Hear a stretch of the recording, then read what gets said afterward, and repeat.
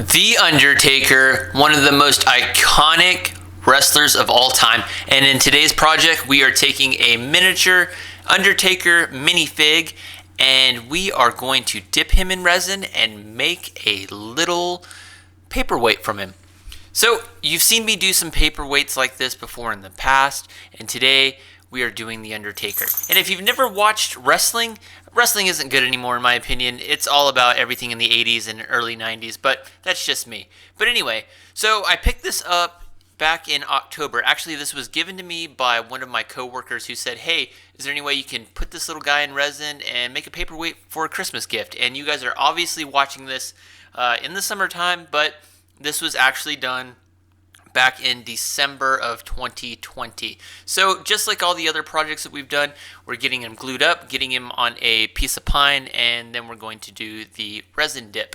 And here we are with the actual blank itself. We are using East Coast resin on this particular project, and he came out pretty well. You obviously can't see him too well via, all this resin that's on him, but we're going to obviously get that taken down and then, just do our regular thing that we usually do. And I used a lot more resin than I was actually comfortable with using on this particular project.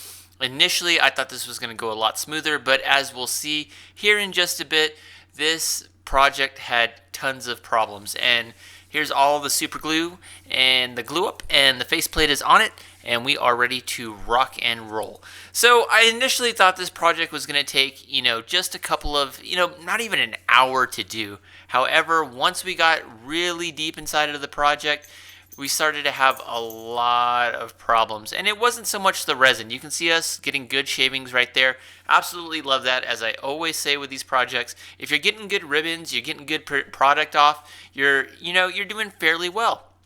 And in the early part, we do what we typically will do, which is make a nice cylinder out of it and then come back and make a mortise, which we're trying to do here. But as you can see right there, we're getting a lot of wobble. So the faceplate had actually detached from the piece of pine board. So that was obviously a problem, as I'm going to show you right here. So that's not obviously good, because if it's not stable on the lathe, it's not going to actually work.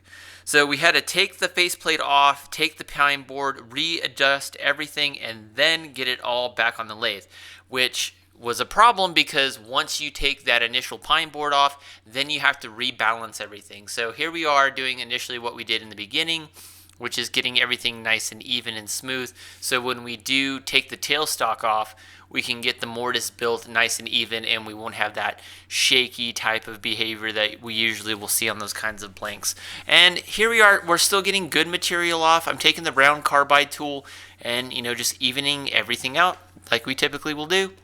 And I love the spray that we're getting off of that round carbide tool. Everything looks nice and clear, and now we're ready to make the mortise. Or at least I thought we were ready to make the mortise. And making the mortise actually wasn't an issue, but what you'll see here and a little bit later in the video, I didn't have enough lip on the bottom of the actual mortise for it to sit securely into the chuck, which you'll see here a little bit later. But we're getting it nice and even, and I'm trying to leave as much material on this as possible so the lip of the actual chuck will attach to it. And everything's, going fairly smooth up into this point. I'm not thinking, we're going to have any problems, even though we've already ran into problems earlier in the project with the wobble on the faceplate. So there's the mortise, and I took that square carbide tool and it hit the lip of the mortise, as you can see here. I took the square carbide tool and it totally chipped the hell out of the blank. So I'm going, okay, so problems, but nothing that we can't recover from because there's so much resin and that pine board is so thick. I'm thinking, okay, just take the round carbide tool. You won't have a lot of problems with it.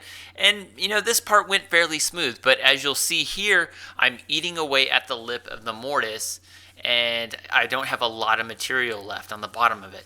But that will come back and haunt us a little bit later. But hey, cool zoom in motion, by the way. I'm trying to get better at photography on some of these videos for you guys, because I know it's all about the angle on these projects that makes it look really cool. And I know when I like to watch woodworkers turn, every time I see shavings come off, that's always fun to watch. So once we did that, I got everything reversed in the chuck, and everything up into this point is going smooth. So this is typically the point in the project where you know have all this extra material to take off, and you can see it all there flying off the lathe, getting good ribbons and good shavings, as we call them. Shavings and ribbons, interchangeable words. So once we did that, now we're getting that nice big egg shape, and I'm trying to take off that top material as much as possible, trying to make that cool dome look like we typically will do. So that's nice, even and balanced, and now I'm just taking a chisel and trying to pop off that top without actually having to, bother with actually chipping it down using a carbide tool. And then it flew off the lathe, and that should have been my first indicator that there was going to be a problem. But hit it with the hammer and the mallet, and bam, got that taken off nice and neat. Super glue, or not the super glue, but the regular glue that I use. Hot glue.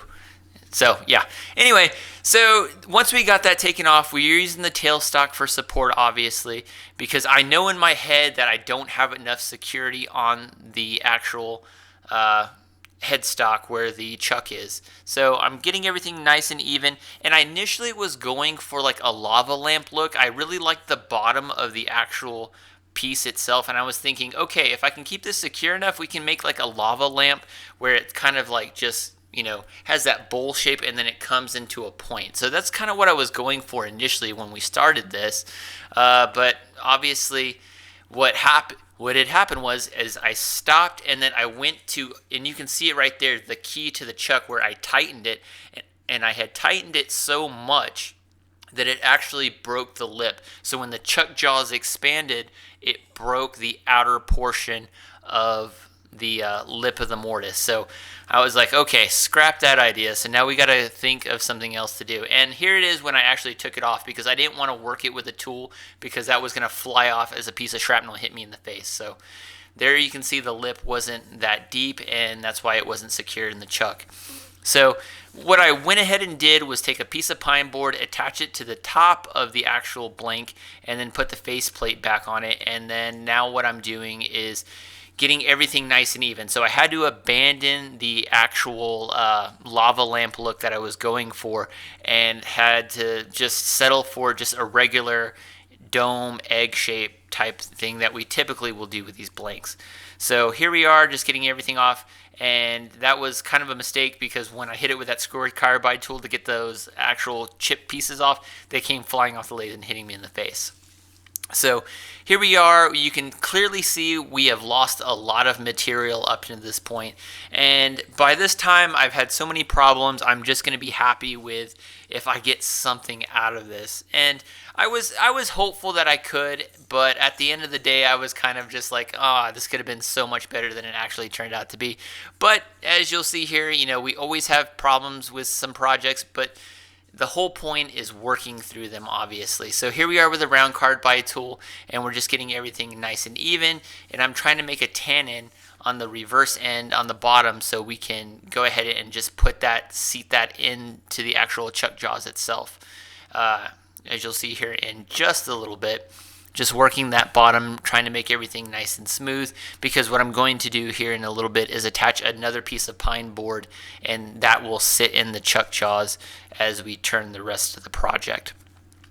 So here we are, just trying to avoid some chipping, still getting good shavings off. There's shavings all over the garage, by the way, and it was actually pretty cold when we did this, and my hands are freezing up to this point, FYI. It does get cold in West Texas. I think it was like 30 degrees in the garage when we did this. So everything's nice and even on the bottom, and all I'm going to do is go ahead and attach a piece of pine board, which you don't see here. All I did was take a piece of scrap pine board, round it out to the bottom, and put hot glue on the bottom and attach it into the chuck. So here we are. Now this is the part where I'm like, okay, this is the last resort, trying to take everything nice and down, making a nice cylinder shape, and gonna try to do the dome like we typically will do.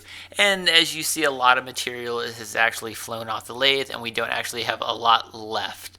But overall, we're going to get something out of this by the end of it. So here we are. Now I'm just trying to round out the top before we take the tailstock off. And now we're going to take that round carbide head and just do that nice cool dome shape. And every time I do the domes on these particular builds, I'm always worried about chipping. So real nice, easy strokes, nothing too aggressive with it.